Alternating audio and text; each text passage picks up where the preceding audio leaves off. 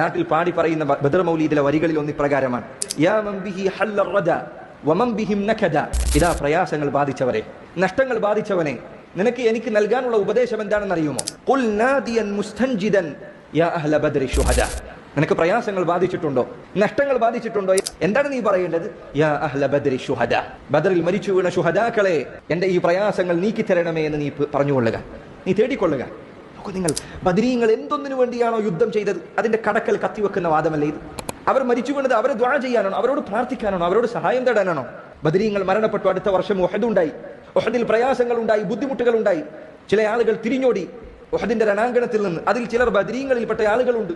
നബി സല്ലല്ലാഹു അലൈഹി വസല്ലമയോ സഹാബികളോ വിളിച്ചോ, ഇതാ ബദരീങ്ങളെ ശുഹദാക്കളെ ഞങ്ങളെ രക്ഷപ്പെടുത്തണേ, ഈ യുദ്ധത്തിൽ വിജയം നൽകണമേ എന്ന് അവർ പ്രാർത്ഥിച്ചോ? അവർ ദുആ ചെയ്തോ? ഇല്ല. എന്താ അവർ ദുആ ചെയ്യാതിരുന്നത്? നബി സല്ലല്ലാഹു അലൈഹി വസല്ലമയുടെ ജീവിതത്തിൽ പ്രയാസങ്ങൾ, ബുദ്ധിമുട്ടുകൾ ഉണ്ടായിട്ടുണ്ട്. സഹാബികളുടെ ജീവിതത്തിൽ ബുദ്ധിമുട്ടുകൾ ഉണ്ടായിട്ടുണ്ട്. റസൂലുള്ളാഹി സല്ലല്ലാഹു അലൈഹി വസല്ലമയുടെ വഫാത്തിന് ശേഷം പട്ടിണി ഉണ്ടായിട്ടുണ്ട്, രോഗങ്ങൾ ഉണ്ടായിട്ടുണ്ട്. അംവാസ് എന്ന പ്രദേശത്ത് ധാരാളക്കണക്കിന് സഹാബികൾ മരിച്ചു വീണ ഒരു പ്ലേഗ് പൊട്ടിപ്പുറപ്പെട്ടു, താഊൻ ഉണ്ടായി.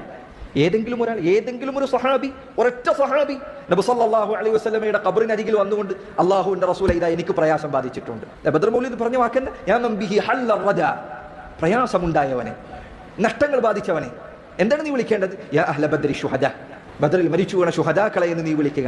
ഏതെങ്കിലും ഒരു സഹാബി നബി സല്ലല്ലാഹു അലൈഹി വസല്ലമയുടെ ഖബറിനരികിൽ വന്നുകൊണ്ട് ഒരിക്കലെങ്കിലും, ഖബറിന്റെ അരികിൽ വന്നിട്ടെങ്കിലും നബിയെ ഇതാ പ്രയാസം ബാധിച്ചിട്ടുണ്ട്, ബുദ്ധിമുട്ട് ബാധിച്ചിട്ടുണ്ട്, ഇതൊന്ന് നീക്കി തരണമേ റസൂലുള്ളാഹ് എന്ന് അവർ തേടിയ ഒരു സംഭവമുണ്ടോ സഹോദര? ഇല്ല. സഹോദരങ്ങളെ, ബദർ മൗലീദ് ചൊല്ലുന്നവൻ ബദരീങ്ങളുടെ ആദർശത്തെ നശിപ്പിക്കുകയാണ്.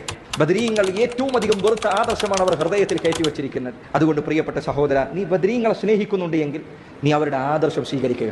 ലാ ഇലാഹ ഇല്ലല്ലാഹ് എന്ന കലിമത്തു തൗഹീദ് ജീവിതത്തിൽ പകർത്തുക. അല്ലാഹുവിന് വേണ്ടി മാത്രം ജീവിക്കുക.